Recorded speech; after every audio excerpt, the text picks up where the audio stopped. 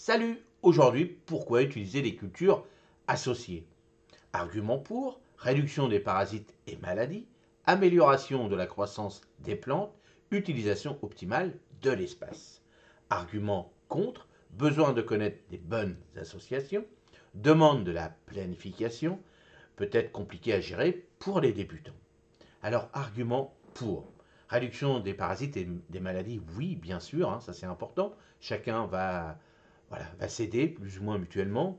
Améliore la croissance des plantes, bah oui, par exemple, on va dire, si on fait une culture de choux, le chou garde de l'azote dans le sol, pardon, les haricots gardent de l'azote dans le sol, et le chou, lui, une fois que vous allez le planter après, va profiter de cet azote.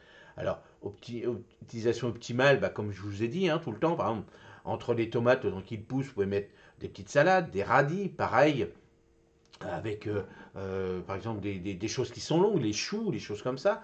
N'hésitez pas entre deux à mettre des petites plantes qui sont rapides, à croissance rapide dedans. C'est comme ça qu'on fait. Même déjà dans des pots, on peut mettre un plant de tomate. Au pied, on peut mettre des radis, une salade, quelques pieds de carottes, par exemple, si vous avez des pots assez profonds. Donc ça, on s'amuse.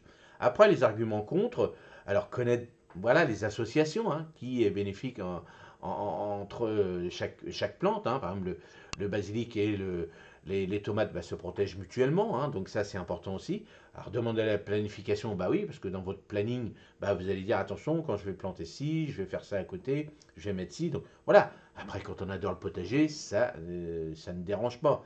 Et puis, alors surtout, peut être compliqué pour gérer pour un débutant, oui, bien sûr, mais tout s'apprend. Si on ne le fait pas, on ne le saura pas.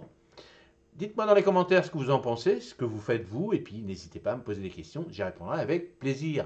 Allez, passez une excellente journée. À demain matin. Salut, merci.